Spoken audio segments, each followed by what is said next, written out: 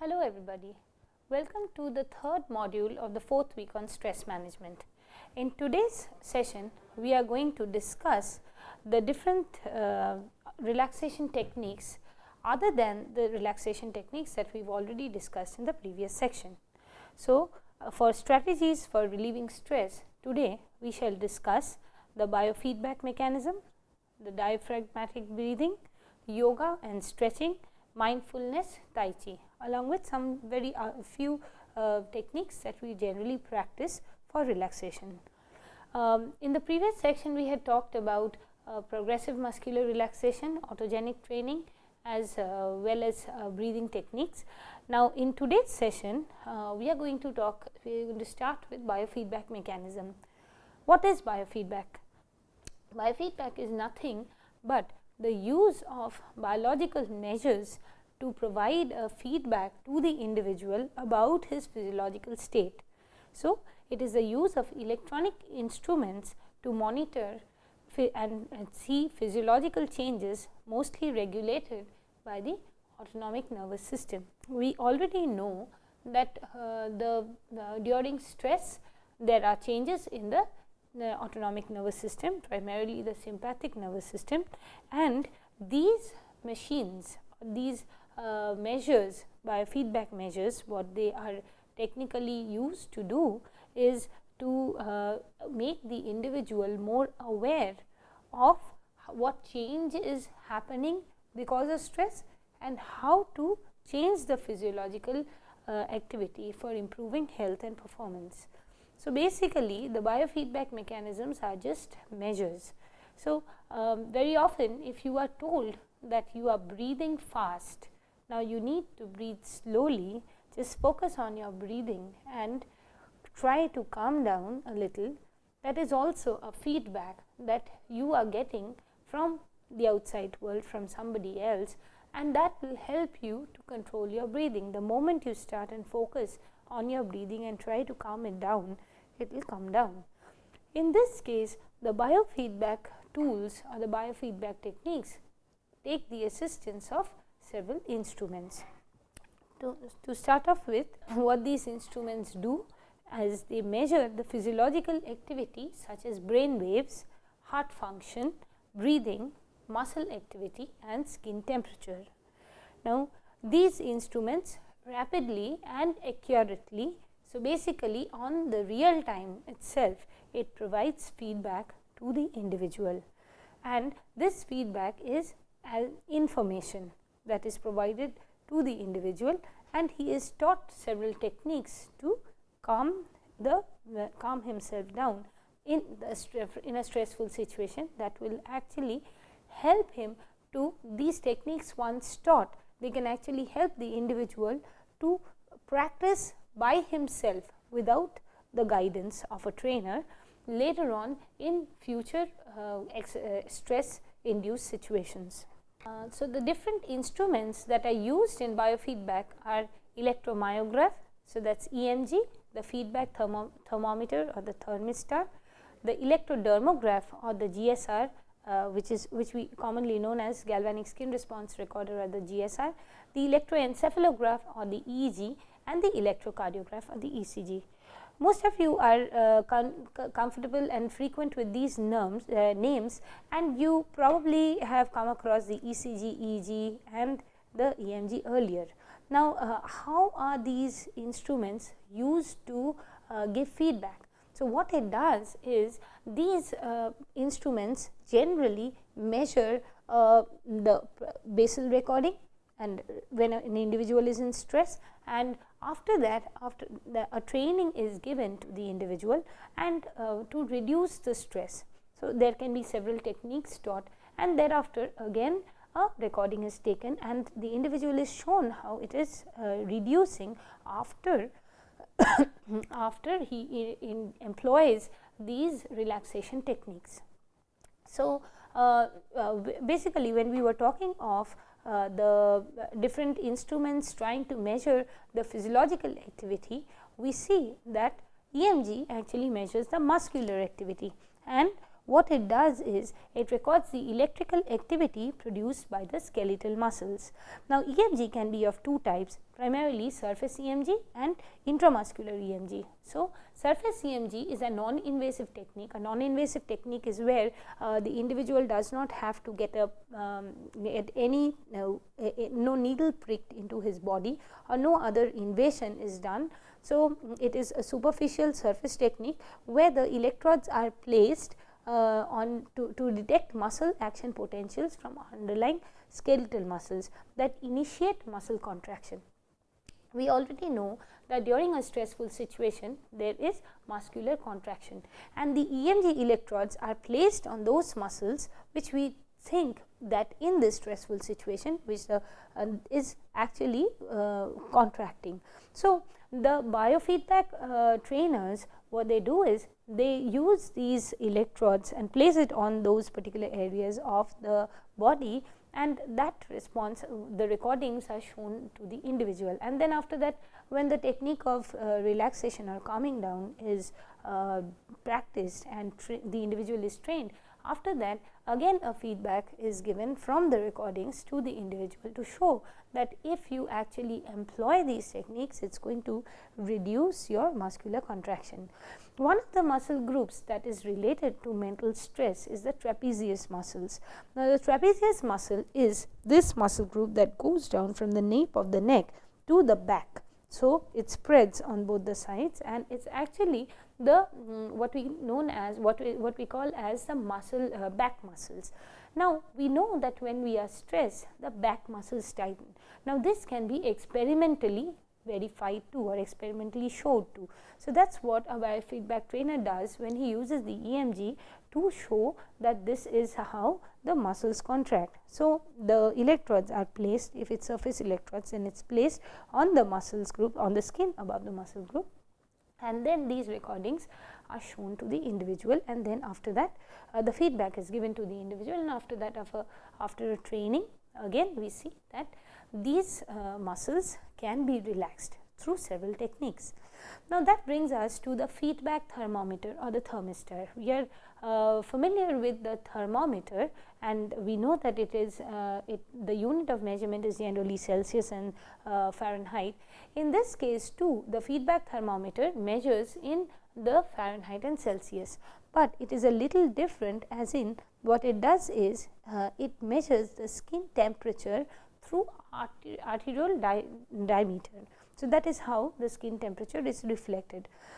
Now, here the temperature sensitive resistor is actually attached to the toe or the fingers, to a toe or a finger, and actually different mechanisms are at work, physiological mechanisms are at work for different physiological changes. We already know that, and so the regulation also requires learning or picking up different skills. For example, say the hand warming is actually involves arterial vasodilation, while hand cooling involves arterial vasoconstriction.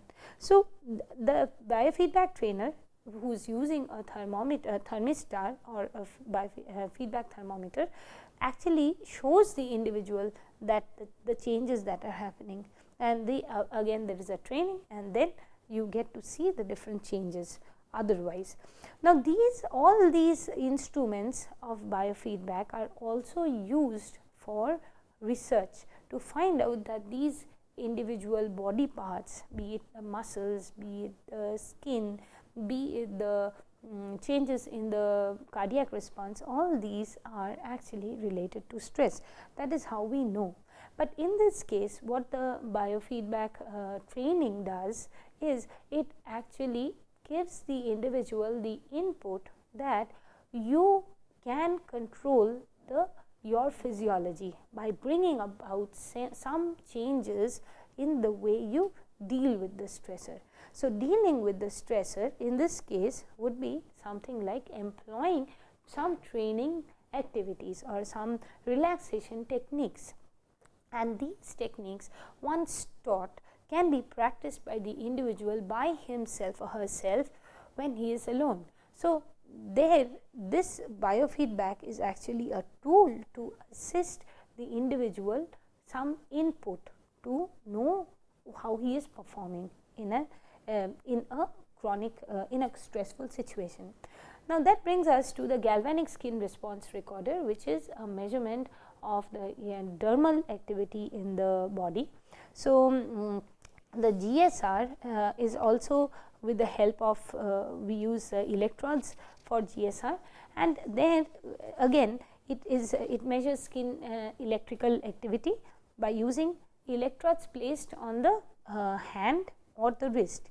And it has been seen that stress and even cognitive activity actually brings changes in the sweat glands, and that actually reduces the resistance between that actually affects the conductance. How it actually affects the resistance between the two electrodes, and that is how the feedback is created by the measurement that is created by the GSR, galvanic skin response recorder. Now, this is very effective in treating anxiety disorders, even for excessive sweating in social anxiety and other stressful situations, and it increases the client's awareness of their emotions. I am undergoing anxiety. It is how we feel that anxiety, how it is expressed through our bodily changes.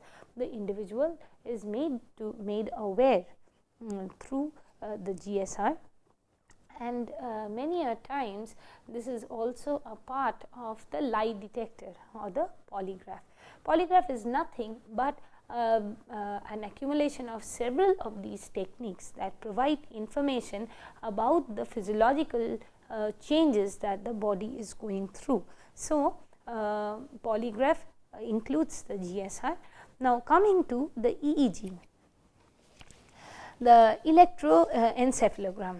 Now, EEG is a very interesting test. What it does is a tool.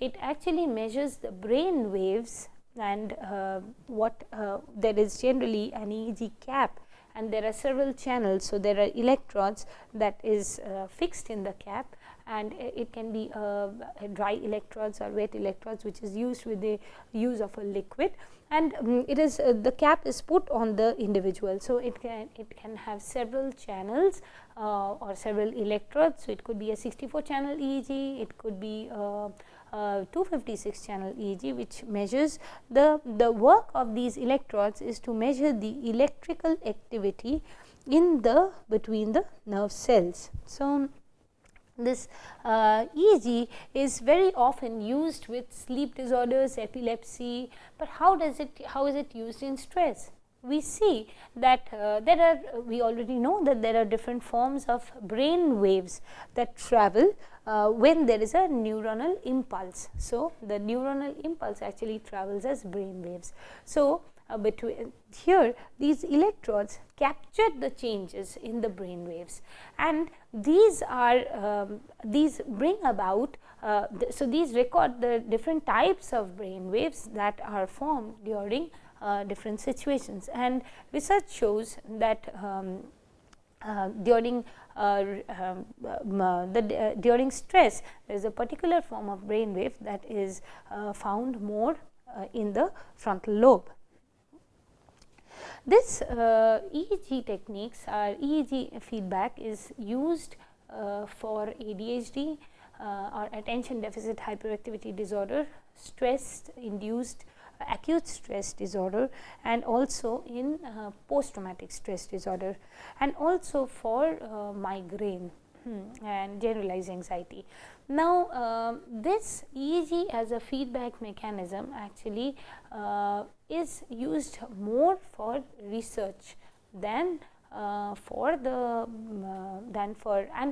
training the individual to learn, because EEG is not you cannot see the individual to explain. It is tough to explain to the individual the changes at real time. That requires a little bit of training to understand the graphs, but it is a very helpful technique that can be followed to actually see the to explore the cognitive activity in the brain, to also primarily to the arousal systems, the attention and the arousal systems of the brain. Now, that brings us to ECG, which we are familiar with, and ECG is actually measuring the heart's ability to respond to stress in a clinical environment. That is how a stress ECG is done, and it uses electrodes placed on the torso, so upper part of the body, the wrist and the legs, to measure the electrical activity in the heart, and it actually measures the interbeat interval. So, what is done in stress is there is something called heart rate variability, and HRV or heart rate variability is actually is assessed in stress measurement, and this information can also help the trainer to train to understand whether there is more amount of variation between the in the beat to beat interval in the individual undergoing stress, and in this way the relaxation techniques will help the individual to do better, and the cardiac ability will be more controlled. Now, we are using different, I am talking of different instruments being used in biofeedback. Then why am I not talking of these as measures separately, and why am I talking of this in the relaxation techniques?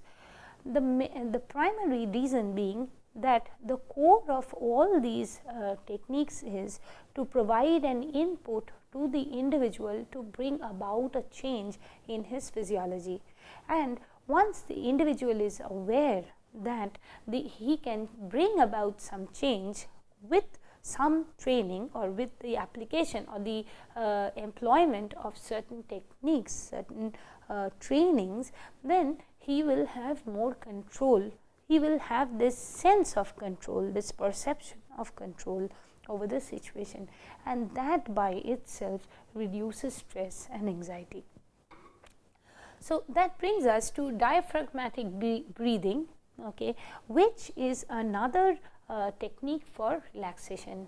Diaphragmatic breathing or is different from thoracic breathing, and in thoracic breathing what happens is when we breathe in, we are actually breathing from our chest. So, it is like, so this the chest inflates, the diaphragm does not. So, then the diaphragmatic breathing is different in the sense that this is more of abdominal breathing, and it is like expanding the belly rather than the chest.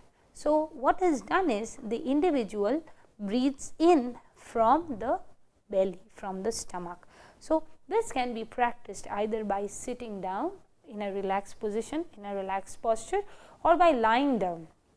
And you can actually, first and foremost, it is important to identify between thoracic breathing and abdominal breathing. So, that is diaphragmatic breathing, and thereafter practice this for a certain amount of time. So, it is breathing from the stomach. So, it is like, so your stomach goes in, and then after that you hold the breath for a while and then release it, and then it inflates your belly. So, this technique is a very good technique for relaxation, and you can actually practice it several times of the day, but definitely with no rush or nowhere to hurry to. So, taking some time in your hand. Yoga and stretching again are a very common way to deal with stress. So, there are different kinds of yoga, and I will just mention some of the names: Prana Yoga, Brahma Yoga, Kriya Yoga, Raja Yoga and Hatha Yoga. Hatha Yoga involves stretching exercises, and it has been seen that yoga is very effective for individuals suffering from asthma, and it makes breathing more comfortable and also improves the quality of life. In fact, yoga has also been seen to reduce stress and anxiety, and there was a very famous study by Smith et al. In 2007 mentioning this.